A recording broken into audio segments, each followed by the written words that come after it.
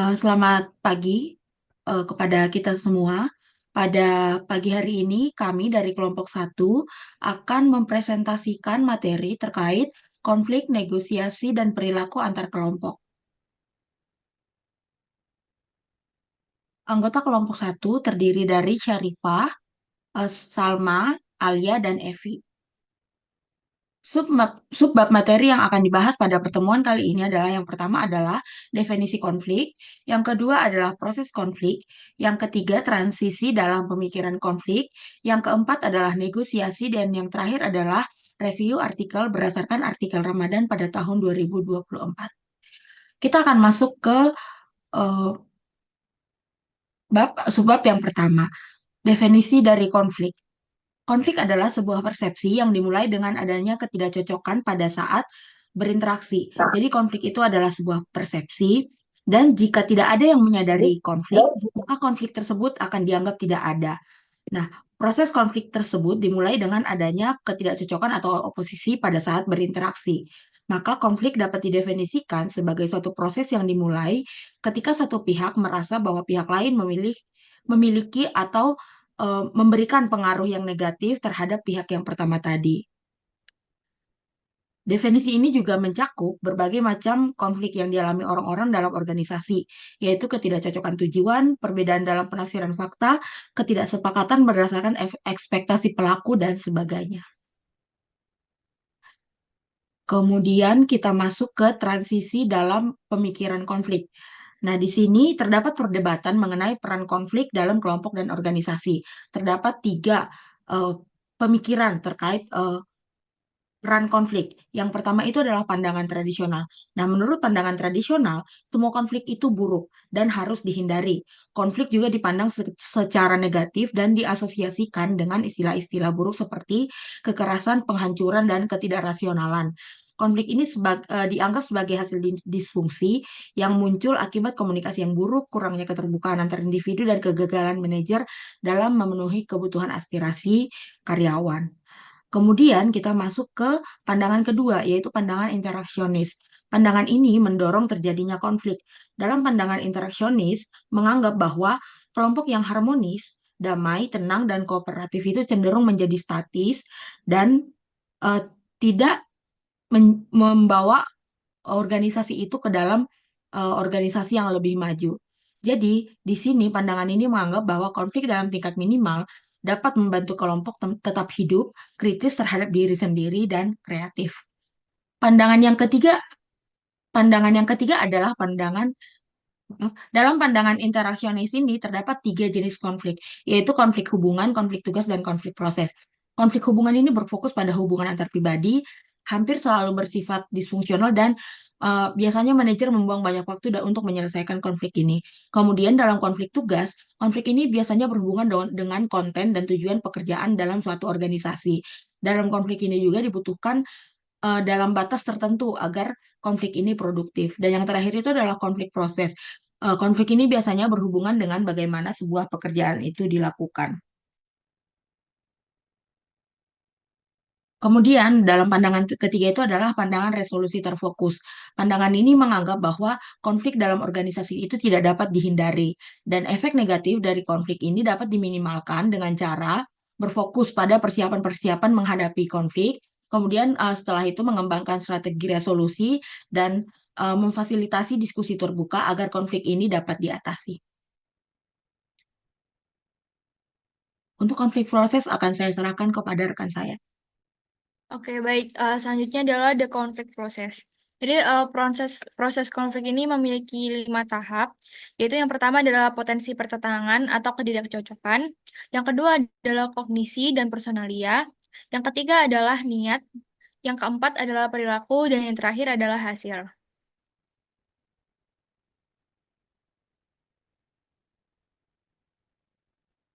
Nah, yang pertama ini ada tahap potensi oposisi atau ketidakcocokan. Jadi langkah awal dalam proses konflik ini adalah munculnya kondisi-kondisi yang memungkinkan terjadinya konflik. Nah, kondisi-kondisi ini tidak selalu langsung memicu konflik, namun salah satunya itu perlu ada agar konflik ini dapat muncul. Secara umum, kondisi yang dapat memicu konflik ini bisa dibagi menjadi 3 kategori, yakni komunikasi, struktur, variabel, dan variabel pribadi. Yang pertama adalah komunikasi.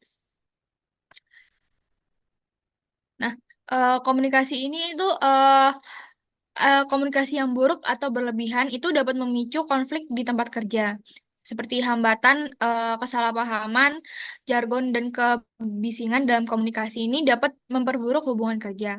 Nah, dalam penelitian itu menunjukkan bahwa komunikasi yang seimbang itu tidak terlalu sedikit atau tidak terlalu berlebihan, jadi pas. Dan itu diperlukan untuk menghindari potensi konflik. Selanjutnya adalah struktur. Jadi dalam struktur ini ketidakjelasan tanggung jawab dan perbedaan tujuan antar kelompok ini dibagi menjadi penjualan dan kredit. Nah, itu tuh juga menjadi sumber utama dalam konflik. Jadi contohnya tuh kayak suatu kelompok tuh bergantung pada kelompok lainnya. Jadi semisal kelompok ini itu meraih keuntungan sementara kelompok yang lainnya itu meraih kerugian. Selanjutnya adalah variabel pribadi. Variabel pribadi ini seperti kepribadian, emosi, dan nilai-nilai dapat menjadi sumber konflik di tempat kerja. Kepribadian yang mudah marah atau tidak menyenangkan itu cenderung lebih sering memicu konflik. Selain itu, emosi negatif seperti suasana hati yang buruk dapat menyebar ke orang lain dan menciptakan ketegangan dan meningkatkan potensi konflik. Next.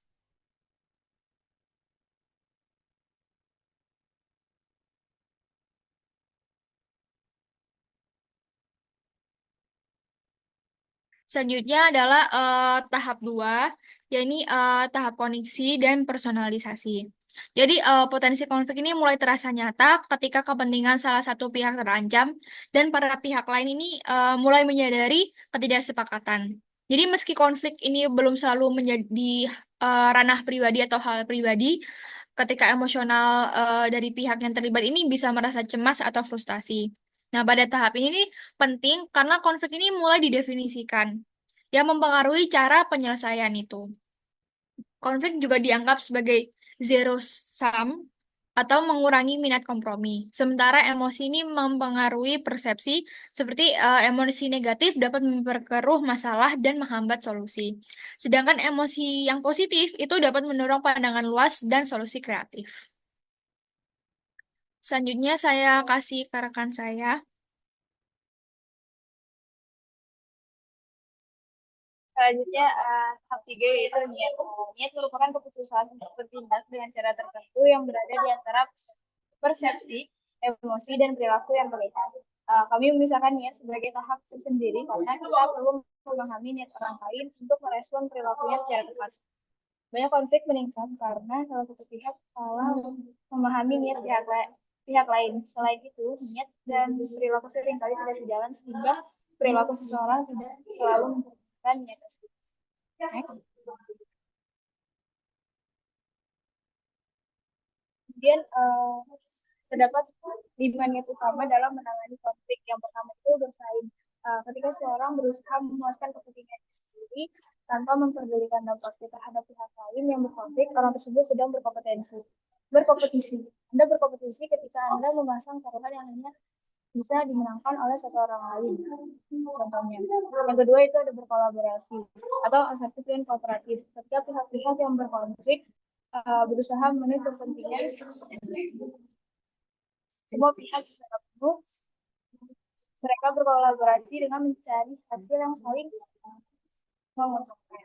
Yang ketiga itu menghindari atau tidak asertif dan tidak kooperatif. Seseorang mungkin menyadari adanya konflik, tetapi tidak memilih untuk menghindarinya atau menekannya. Yang keempat ada akomodatif, yaitu pihak yang berusaha menenangkan lawannya mungkin bersedia mengutamakan kepentingan pihak lain di atas kepentingannya sendiri. Yang terakhir yaitu berkompromi. Dalam pendekatan kompromi ini tidak ada pemenang atau pecundang yang jelas. Kedua pihak bersedia membagi konflik dan menerima solusi yang tidak sepenuhnya memenuhi keinginan mereka dengan kesediaan untuk menyerahkan sesuatu. Bisa di next.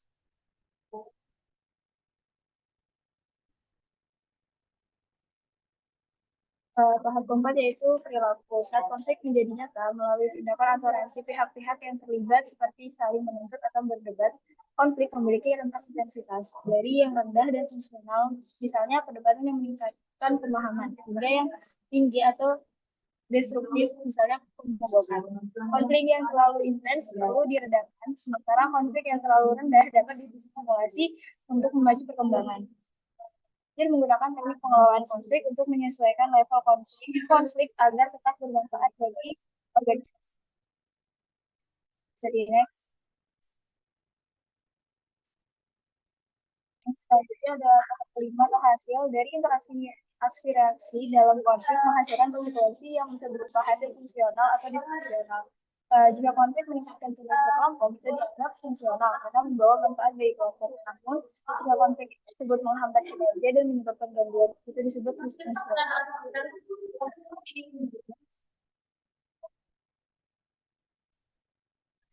Hasil yang fungsional sendiri itu konflik yang dikelola baik pada tingkat sudah sedang dapat meningkatkan kinerja kelompok dalam membuka sudut pandang baru, mendorong kreativitas, menjaga suasana kerja tetap positif. Kelompok yang beragam menghasilkan ide kreatif dan keputusan lebih berkualitas dibandingkan dengan kelompok yang berbeda. Sedangkan hasil dari disfungsional konflik yang tidak direkomendasi dapat merusak efektivitas dan keberlangsungan organisasi. Kemudian mengganggu komunikasi dan menurunkan kepuasan. Perbedaan demografis juga bisa memperburuk konflik. Sebagai manajer harus fokus pada tujuan bersama untuk mencegah masalah ini seperti yang terjadi di firma Hukumsya dan Gold yang bubar karena perselisihan internal.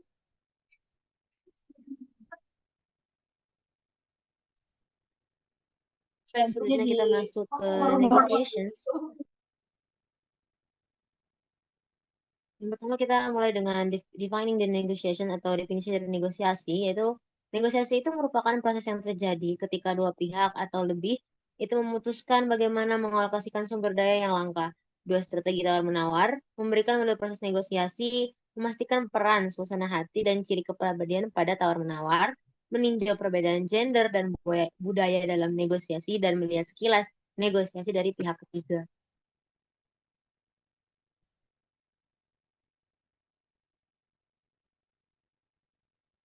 Bargaining strategies. Jadi ada dua pendekatan umum untuk negosiasi. Yang pertama itu perundingan distributif dan perundingan integratif.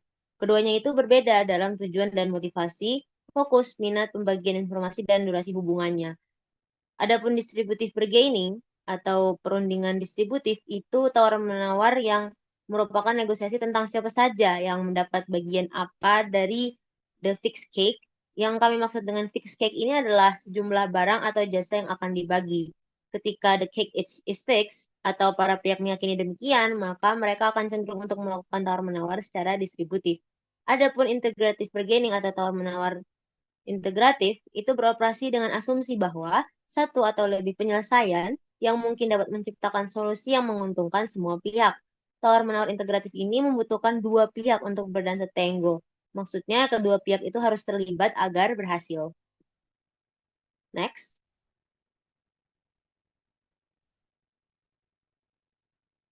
Kita masuk ke negotiation process atau proses dari negosiasi.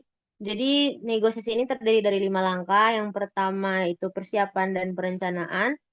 Atau kita bisa lihat di sini preparation and planning, kemudian definition of ground rules, clarification and justification, bargaining and problem solving, kemudian closure and implementation. Mungkin saya jelaskan satu persatu terlebih dahulu. Jadi untuk preparation and planning itu maksudnya sebelum bernegosiasi, kita perlu mengerjakan pekerjaan di tempat kita. Jadi memastikan untuk tujuan ini tetap menjadi yang terpenting dalam diskusi kita dan tidak dibayangi oleh masalah lain. Adapun definition of ground rules atau definisi aturan dasar, jadi setelah kita selesai untuk merencanakan dan mengembangkan strategi dalam bernegosiasi, maka kita harus siap untuk mulai mendefinisikan aturan dasar dan prosedur negosiasi itu sendiri dengan pihak lain. Selama fase ini, para pihak juga akan saling bertukar proposal atau tuntutan awal mereka. Lalu di tahap selanjutnya yaitu clarification and justification atau klarifikasi dan pembenaran.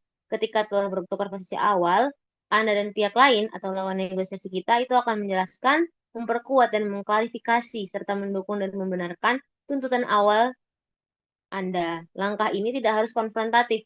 Sebaliknya, ini menjadi kesempatan untuk saling mendidik dan memberi informasi tentang isu-isu. Mengapa isu tersebut penting dan bagaimana kita sampai pada tuntutan awal tadi. Selain itu juga diberikan kepada pihak lain dokumentasi apapun yang membantu untuk mendukung posisi dari kita. Kemudian di tahap keempat yaitu bargaining and problem solving. Jadi di sini di tahap ini inti dari proses negosiasi adalah saling memberi dan menerima dalam upaya untuk menyelesaikan kesepakatan. Disinilah kedua belah pihak itu pasti perlu untuk membuat konsesi. Kemudian di tahap terakhir yaitu closure and implementation atau penutupan dan implementasi. Jadi di sini langkah terakhir dari proses negosiasi adalah dengan memformalkan perjanjian yang telah kita buat, kemudian mengembangkan prosedur yang diperlukan untuk mengimplementasikan dan memantaunya. Bisa di next.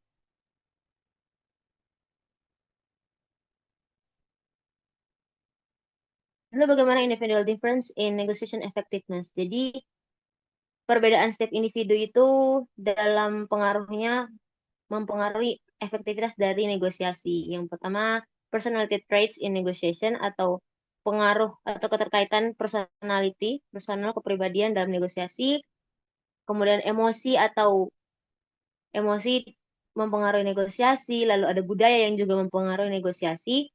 Perbedaan gender itu juga mempengaruhi negosiasi. Bisa di next. Jadi untuk personality traits in negotiation atau kepribadian itu ditunjukkan bahwasanya berdasarkan penelitian, kecerdasan memprediksi efektivitas negosiasi itu seperti halnya kepribadian, pengaruhnya tidak terlalu kuat, tetapi kita semua dapat belajar untuk menjadi negosiator yang lebih baik. Kemudian moods atau emotions in negotiation, jadi di sini dalam negosiasi distributif, tampaknya negosiator dalam posisi berkuasa atau berstatus setara yang menunjukkan kemarahan menegosiasikan hal yang lebih baik karena kemarahan mereka mendorong konsesi dan lawan mereka. Sebaliknya, dalam negosiasi integratif, suasana hati dan emosi yang positif tampaknya mengarah pada kesepakatan yang lebih integratif. Maksudnya tingkat keuntungan bersama yang lebih tinggi. Next. Adapun culture in negotiation atau budaya dalam negosiasi, jadi negara-negara dengan jarak kekuasaan yang tinggi, itu mereka yang berada di posisi kekuasaan mungkin akan lebih menahan diri. Penggunaan metode negosiasi tanya jawab dikaitkan dengan hasil negosiasi yang lebih unggul. Jadi, meskipun ada beberapa perbedaan budaya dalam gaya negosiasi, tampaknya beberapa taktik negosiasi itu bisa menghasilkan hasil yang lebih unggul dalam berbagai budaya. Kemudian, perbedaan individu yang mempengaruhi efektivitas dari negosiasi yang terakhir adalah perbedaan gender atau gender differences in negotiation. Stereotip yang populer bahwa wanita itu lebih kooperatif dan menyenangkan dalam negosiasi daripada pria. Tapi banyak bukti tidak mendukung keyakinan ini. Namun, pria ditemukan menegosiasikan hasil yang lebih baik daripada wanita, meskipun perbedaannya relatif kecil.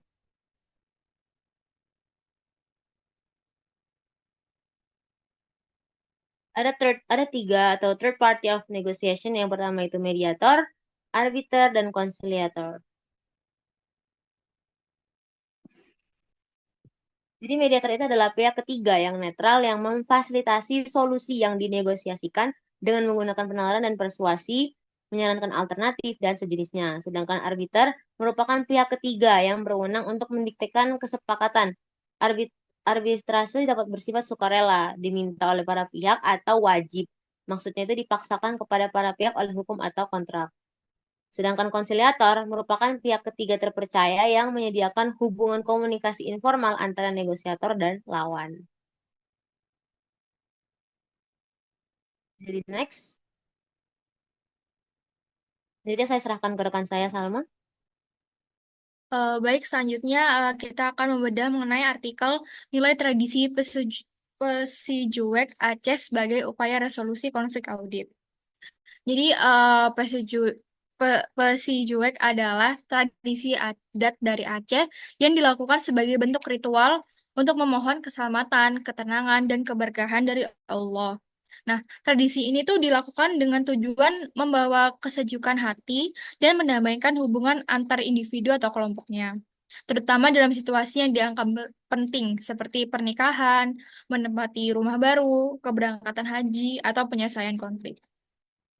Nah, Pesi Juek ini menawarkan pendekatan yang mendasarkan pada perdamaian, pada religiositas, kebersamaan, dan ketulusan yang berbeda dengan model Barat yang bersifat individualistik. Nah, ritual ini tuh menciptakan keharmonisan antara pihak-pihak yang berkonflik dan menghindari pragmatisme kepentingan pribadi. Bisa di next.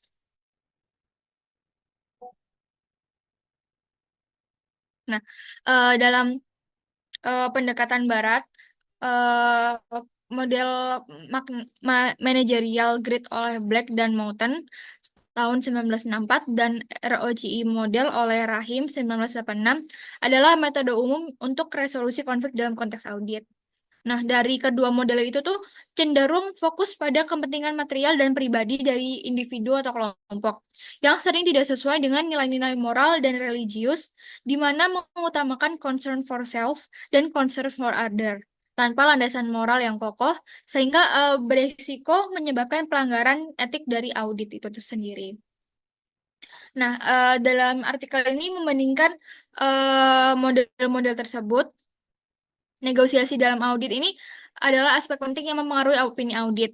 Nah, dalam dua metode tadi itu, model managerial grid dan ROGI model itu yang menggunakan kepentingan pribadi dan produksi.